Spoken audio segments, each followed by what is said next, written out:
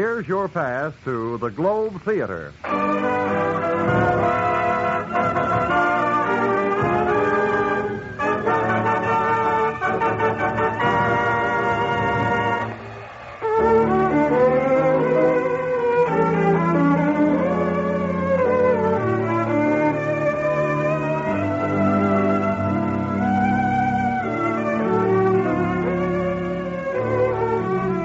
This is the Globe Theater, the radio playhouse especially for men and women of the armed forces of the United Nations. Just as the Globe Theater has meant the best in entertainment since the days of Shakespeare, today it means the best in radio drama for servicemen and women all over the globe. Here to tell you about tonight's play is your host at the Globe Theater, Herbert Marshall.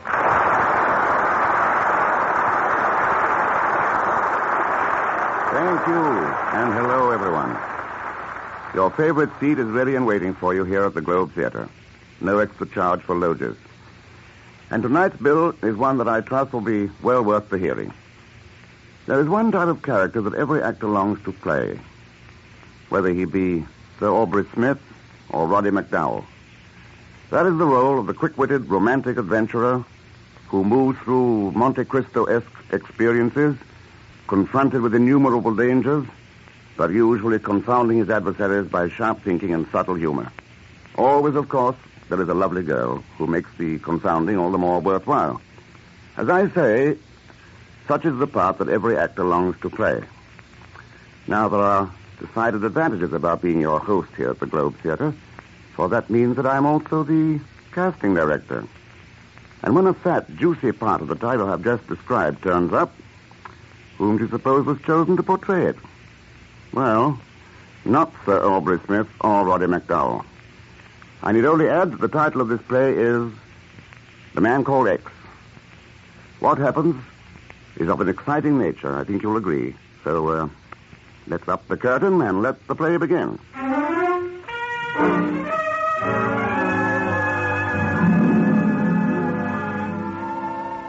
Tonight, he finds himself involved with murder, music, and a blonde Madonna.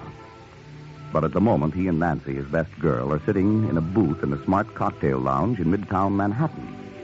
Ken, darling. Yes, dear. You'll get a kink in your neck staring at that blonde. Why don't you just go over and sit with her at the bar? I won't mind.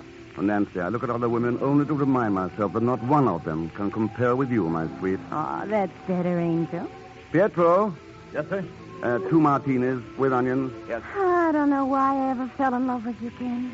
You know, I should have gone for a really attractive gent. Like that one over there. Where? At the bar, sitting next to that blonde gal you've been ogling. You see him? Yes. Why, great Scott. Bill Nesbitt. Huh? Somebody call me? Bill, over here. Oh, for the love of Ken Thurston, I haven't seen you Since last college reunion. Nancy, this is Bill Nesbitt, my old roommate, and the best all-American tackle ever. Bill, this is my fiancée, Nancy Bessington. She thinks she's a reporter. I'm glad to meet you, Nancy. Oh, thanks, Bill. I've been following your career, Ken. Congratulations. You always were interested in solving unsolvable puzzles. Well, how about you? I understand you're the finest synthetic chemist in the country. I've done a little in synthetics. Your drinks, fine. Join us, Bill. What? And take him away from his beautiful blonde? What blonde? That girl sitting next to you at the bar. Oh, she's not with me. I don't even know her. Oh, and fine. Sit with us, huh? Well, I've still got half a drink at the bar. I'll get it. Hey, seems like a nice guy. He is. Hey, it's swell seeing you again, Ken. Go on, sit down. What are you doing? Well, I'm on my way to Italy. Italy. Sounds mighty mysterious. Secret stuff. Say, have either of you the time? 4:10. Oh, gee, I've got to make a phone call to the office. When do you leave? Well, I've got to catch a bus at the airline terminal in 15 minutes. Don't have too much time. No, I'll be right back. I wonder why Bill is going to Italy. Harder the place for a civilian to go these days. Oh, stop acting like a bird dog in October. Darling, you know I promised you I'd settle down. And I'm going to see to it that you keep that promise, baby. Bartender. Yes, sir? Oh, looks like your blonde friend is shutting off. How much do I owe you? Quick, please tell me. That'll be 75 cents, please. Here you are. I think she dresses in horrible taste. Oh, Nancy, aren't you being a little hard on her? Lady, come back. Lady, you left change out of a $5 bill. No, I wonder why she was in such a rush. Probably just remembered her date with a boyfriend. Maybe so. Pardon me, darling, will you? Pietro, where's the phone booth? All right there, sir. Oh, thank you. Hey, Bill. Are you all right? Hey, Bill. Good Lord. Ken, what's happened? It's Bill. He's dead. Oh, no. How? Pietro, Yes, sir? don't wash that glass he was drinking from. Oh, why not, Ken? I have a hunch the police chemist will find it was full of poison. Oh,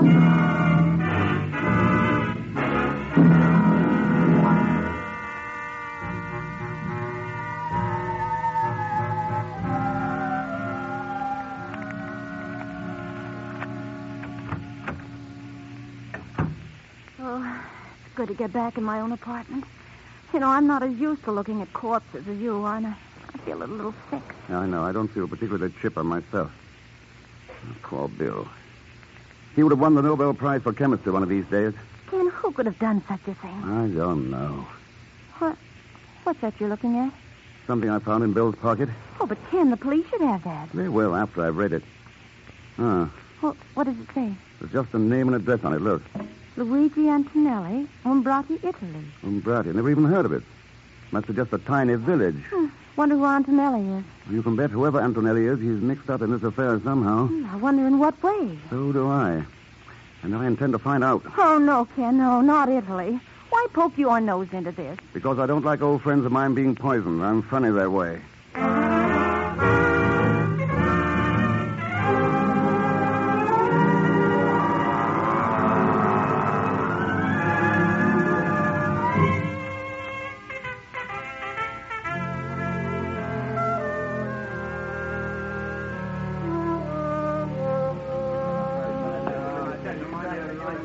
So this is the town of Umbrati. See, Senor Thurston? Not much of it left, eh? The Nazis. They make ruin everything before the Americans succumb. Well, they didn't ruin your spaghetti. It's a masterpiece. Gracias, Senor Thurston. Give me back my 5 bucks. Before we stop. You've made a great mistake, gentlemen. That cross will make you look like Mussolini's ghost. What's all the trouble over there? Those GIs look as though they're going to lose their tempers. The American soldiers. They know like the souvenirs, what they buy from Castro the peddler. See him over there. Castro the peddler, eh? That's good. You know him? That, my friend, is an understatement.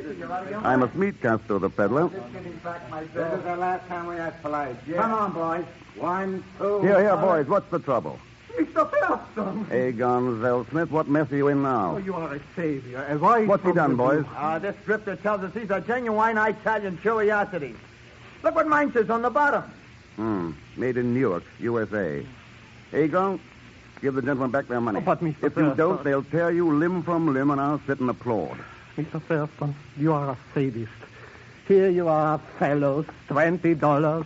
That's better. I'm shocked, Pegon. You, a common peddler. There's more to this than meets the eye, though, isn't there? No, I'm just a poor peddler that peddles. Yes. I can make you a better financial proposition. Mr. Thurston, those words are like the soft wings of a bird. How much? 50. 100. 50. All right. What do I steal? Not yet. Do you know a man called Antonelli? You are lucky. I am more than familiar with that name. Well, who is he? Luigi Antonelli was professor of music at the University of Florence. What the devil would Bill want with a professor? Did you say was? Yes. Alas, Signor Professore Antonelli died yesterday. Today is his funeral.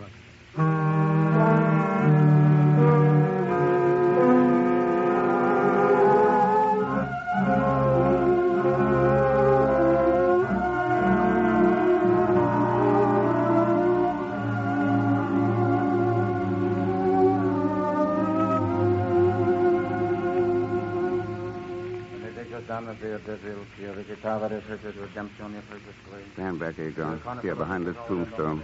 I dislike graveyards intensely. But this funeral fascinates me.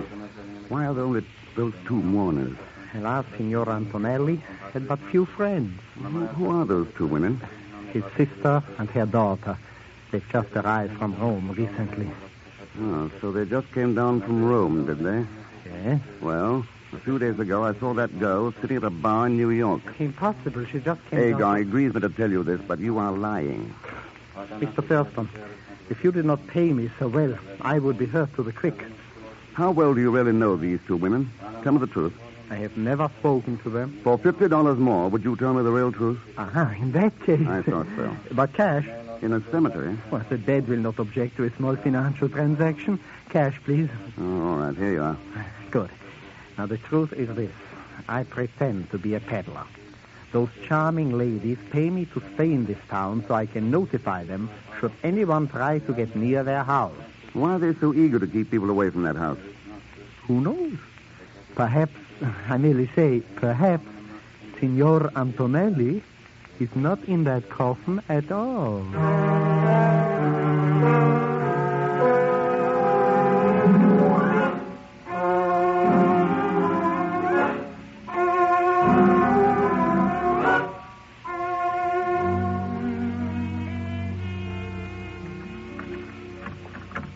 Be quiet, Mr. X. The women will be back soon from the funeral. This mansion is quite a dump. The Palazzo Antonelli dates back to the Borgias. Where would Antonelli be? I do not know. I've never seen him. Where does that staircase lead? Oh, to the bedchamber. Let's try it. Mr. Thurston, the women will be back soon. Courage, Egon. The staircase was built too steep. Listen. Behind that door. Door's locked. Signor Antonelli, can you hear me? It gives me goosebumps to listen to that. Sounds out of his mind. But why is he being kept a prisoner? I will give you 50. If you were to offer me $1 million, I could not tell you. These women confide very little to me. Then you're slipping, Egon.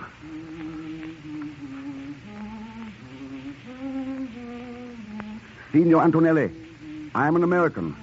I know you are being held a prisoner. Can you hear me?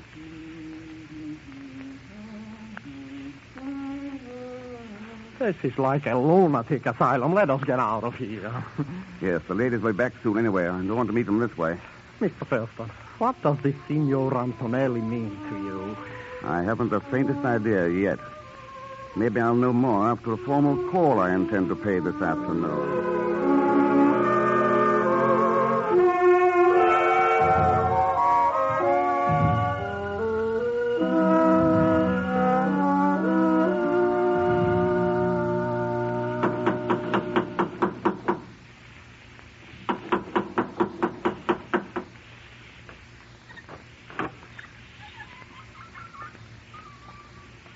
Signore? I have come to offer my condolences at your loss. I'm Signor Thurston from America. I studied music under your uncle at the University of Florence. Won't you come in? Mama, this is Signor Thurston. He knew Uncle Luigi, and he has come to pay his respects. You come at an unhappy time, Signore. But since you are here, won't you sit down? Signora, I too feel your loss very keenly. Your brother taught me much about music and more about life. He was a great man. You are right. I'm glad to know that someone young and a foreigner still holds his memory dear. What was the cause of his death, Signora? While my daughter and I were at Rome, the Nazis occupied this village. They knew how my brother felt toward them. Don't cry, Mama. The past is over. I came here to Umbrati hoping to talk over old times with him. I was shocked to hear. You are very kind, Signor. Not at all. We are being ungracious, Tina. I will get some wine for Signor Thurston. Yes, Mama. The Nazi swine in their retreat from you wonderful Americani at least forgot to loot our wine cellars. I believe you will enjoy our wine. It is the finest in these parts. You will excuse me. Certainly. Strange. Why do you look at me like that? I came to find death, and I found beauty. You are making love to me, Signore. You choose a most unhappy time. When a man is swept off his feet, as I am now, love does not wait on birth or death. I had heard how impetuous Americans were. No, signore. One tender kiss of, shall we say, friendship. What would my mother think? She's still in the wine cellar. Well, then, one.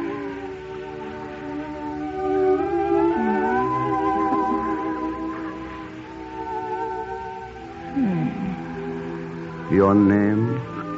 Tina. Tina. I could compose a tone poem to that name. Please, Mother is coming back. Mother has no sense of timing. Those steps are hard on an old woman. Here, Tina. Pour Signor Thurston's glass. What an exquisite goblet. Yes. Botticelli made it for our ancestors. Probably the Borgias? Signore does not know his history. The Borgias were poisoners. So they were. Here, signore. Taste it and tell me if you ever had a finer Barolo. Yes. Drink, Signore. What, neither of you joining me? No, Signore. Then I insist your daughter at least take part in an old American custom. It is called the loving cup. When a man meets a girl as exquisite as you are, Tina, he asks her to drink first from his glass. Tina is too young to drink. Oh, surely an exception can be made. My daughter accepts your flattery, Signore. However... It isn't flattery. To look at your daughter is to have some of the chill taken from the memory of her dead uncle. You have not touched your wine, Signore. I wouldn't think of it until your daughter first sipped from my glass. I have told you I cannot allow my daughter But I insist. It is difficult to know where flattery ends and rudeness begins with you. Come now, Tina. Surely you can't object to drinking your own wine? Or can you? Of course not. No, certainly not. Well, then. Very well. Tina, no. You did not really think I was going to drink it, did you, signore? Considering that it would probably kill you, I doubted it very much. And now the comedy is over, signore. Oh, I see you know how to use a revolver also. Yes, and I must insist that you stand quite still, or I will shoot a hole between your very attractive eyes. Egon. Yes, signore. Aha, Egon, of course, hiding behind the screen. I'm coming, signore. Poor Mr. Thurston. You should not have come here. Egon, take care of this gentleman. As always, it is a pleasure to take care of Mr. Thurston. Show him to the cellar. And tie him up securely. Just my luck. Here I am having a quiet little party with two of the loveliest ladies in Italy. And I have to go to a nasty cellar with Egon.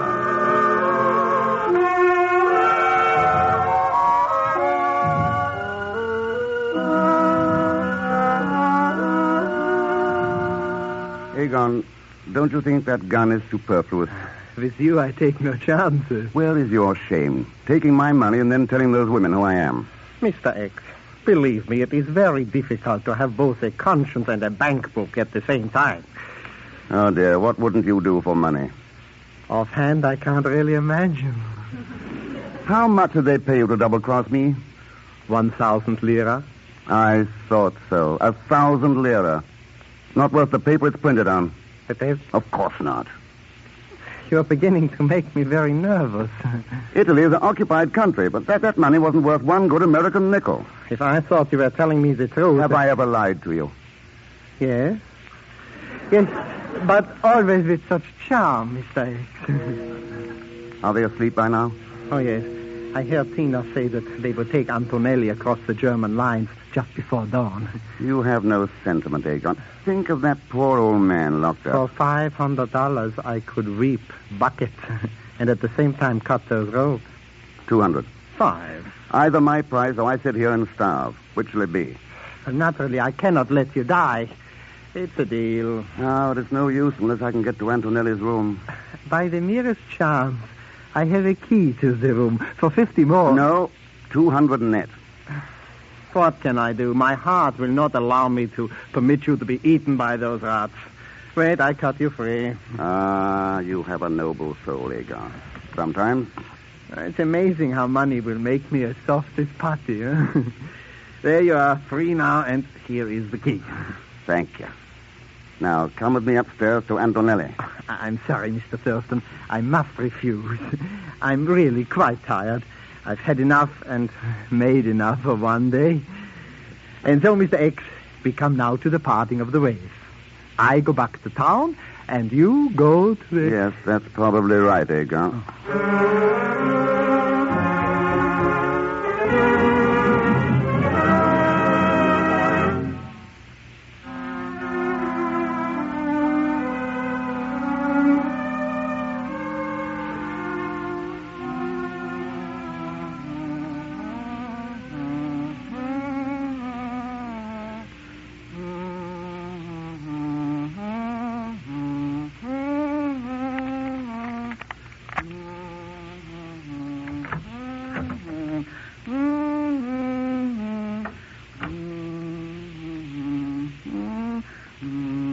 Signor Antonelli.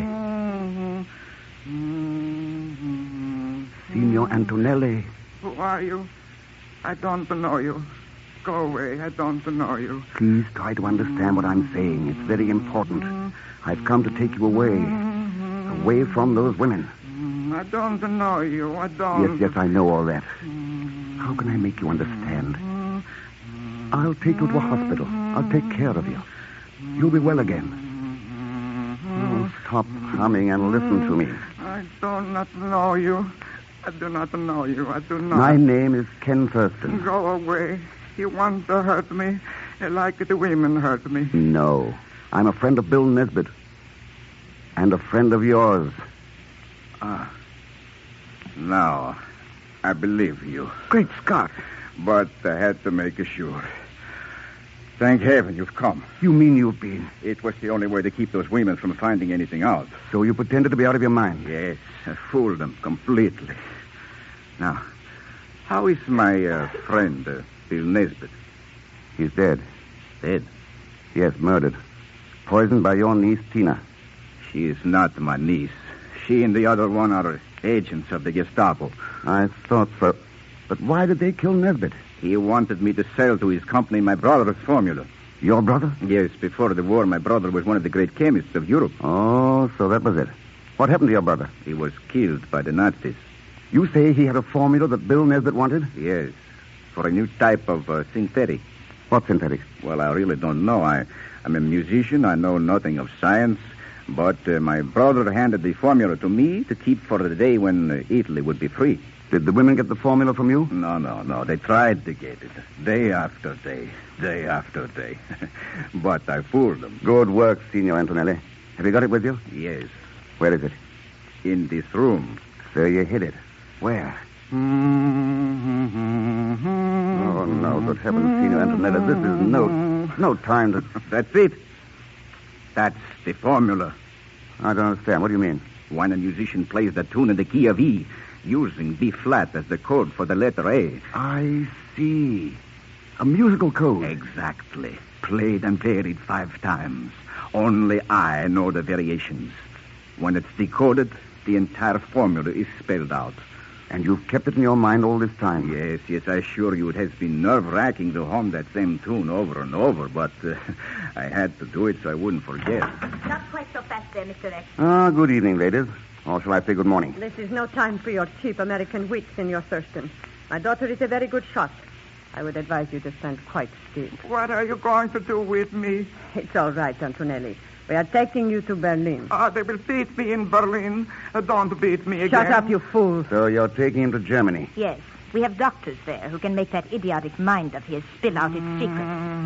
Keep still, you dithering lunatic. Let him alone, Mother. He is I harmless. cannot stand that humming over and over again. If he does not stop humming, I'll gag him. Don't hurt me. I'm just an old man who hates the fascism. Take your hands off of me! Smart work, Antonelli. Hold up. No, you don't, you little witch. Let me go. Get the gun, Antonelli. I have it, Mr. X. Fine. Don't move, ladies. Shall I shoot them? Both of them? What is this?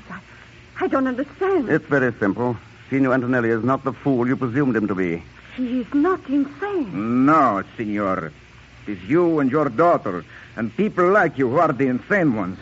But now I think I shall do with you what they do with all mad dogs. Mother, I am afraid. Do not let him kill us, Senor Thurston. It will be a pleasure to destroy you both. No, Signor Antonelli. Let's not use their tactics.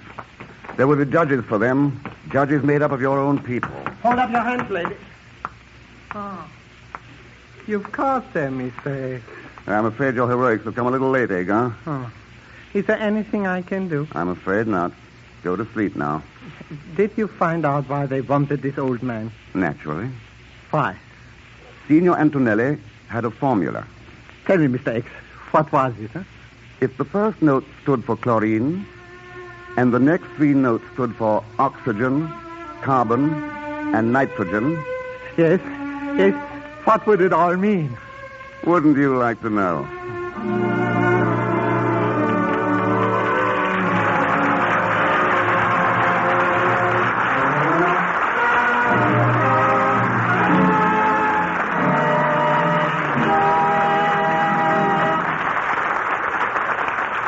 So friends, tonight's Globe Theater production of The Man Called X.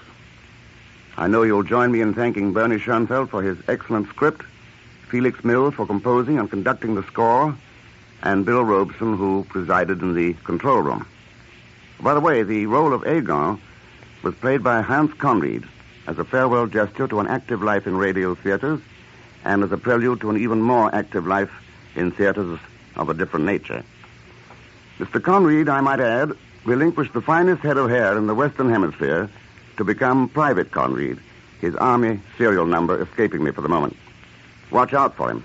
If his performance as Aegon is any indication, he'll be a slippery man to deal with on the evening of payday. By the way, it really was fun to play the role of Ken Thurston for you, and I trust you enjoyed the adventures of A Man Called X. As for the next performance from the Globe, you'll hear Walter Abel, Louise Alberton, Ralph Bellamy, and David Bruce in a neat little thriller called Phantom Lady. Here's a short preview.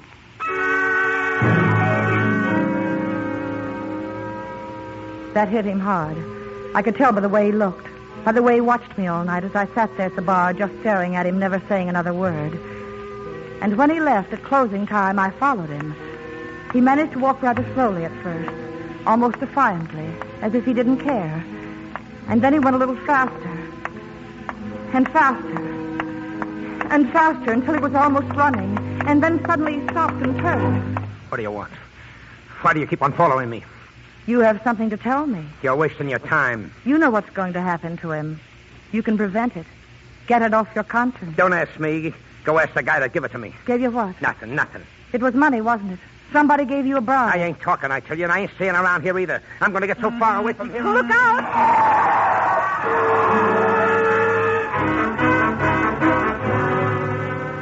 It's going to be a good show, and I know you'll want to hear it. So, jot down on the inside of your helmet liner that you have an appointment at the Globe Theater with Phantom Lady, starring Walter Abel, Louise Alberton, Ralph Bellamy, and David Bruce. I'll be on hand to show you your seat and take care of the introductions. Till next performance, then, this is Herbert Marshall wishing you all the best, and I'll be seeing you.